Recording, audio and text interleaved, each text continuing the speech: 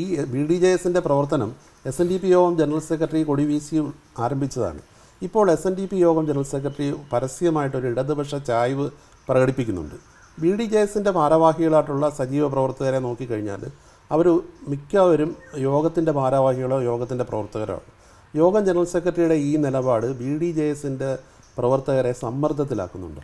SNDP യോഗം CPMൻ്റെയോ അല്ലെങ്കിൽ LDFൻ്റെയോ ഘടകകക്ഷിയോ വാലോ ചൂലോ അല്ല.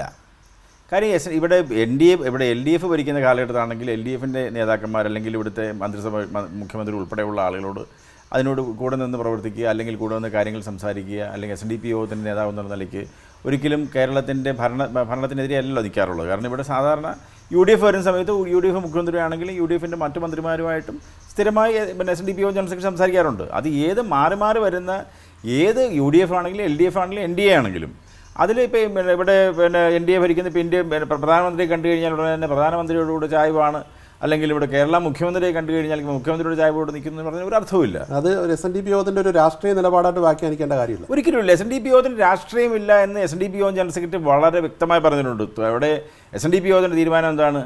എല്ലാവരുമായി തുല്യ ദൂരം പാലിക്കുന്നവരാണ്. കാര്യം LDF ആണെങ്കിലും NDA ആണെന്നുണ്ടെങ്കിലും UDF ആണെങ്കിലും അത് തുല്യ ദൂരം തന്നെയാണ് പാലിക്കുന്നത്. ഒരിക്കലും LDFൻ്റെയോ അല്ലെങ്കിൽ NDAയുടെയോ അല്ലെങ്കിൽ UDFൻ്റെയോ ഘടകകക്ഷിയോ അല്ലെങ്കിൽ അതിൻ്റെ വാലോ ചൂലോ അല്ല SNDP യോഗം എന്ന് പറയുന്നത്. പക്ഷേ ഇത്തവണ പുള്ളി ഒരു പടി കൂടി കടന്നിട്ട് ഇപ്പോൾ അടുത്തിടെ ഒരു പത്രത്തിന് നൽകിയ അഭിമുഖത്തിൽ LDF ഈ തെരഞ്ഞെടുപ്പിൽ തറ പറ്റുമെന്ന് ആരും കരുതേണ്ട എന്ന് വരെ ഒരു പരിധി കഴിഞ്ഞും പുള്ളി അഭിപ്രായം പറഞ്ഞു. അല്ല, UDF ഇതിന് മുമ്പ് തറ പറ്റില്ല എന്ന് UDFന് വോട്ട് ഇവിടെ കിട്ടുമെന്ന് അദ്ദേഹം പറഞ്ഞിട്ടുണ്ട്.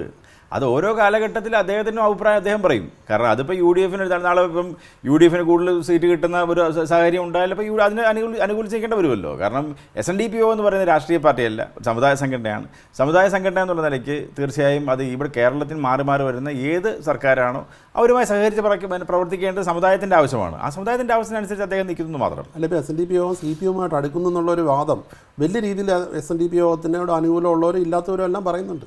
ഒരു കാര്യമില്ല. SNDP യോഗം എങ്ങനെ ഏത് ബേസിൽ പറയും? SNDP യോഗം ജനറൽ സെക്രട്ടറിയോട് ഇവിടെ മുഖ്യമന്ത്രി ആദ്യത്തെ പ്രാവശ്യം പോലെ വരുന്നത്. ഇതിന് മുമ്പ് 2-3 പ്രാവശ്യം അദ്ദേഹം ഇവിടെ വീട്ടിൽ വന്നിട്ടുണ്ട്. അതുപോലെ തന്നെ ഇപ്പം ഇവിടെ UDFൻ്റെ മുഖ്യമന്ത്രിമാർ ഇവിടെ വന്നിട്ടുണ്ട്.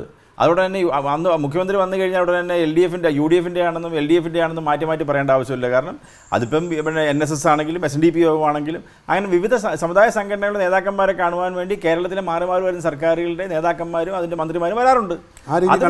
ഒരു അത്രയേ ഉള്ളൂ. അതിനപ്പുറത്തേക്ക് കാണേണ്ട ആവശ്യമില്ല.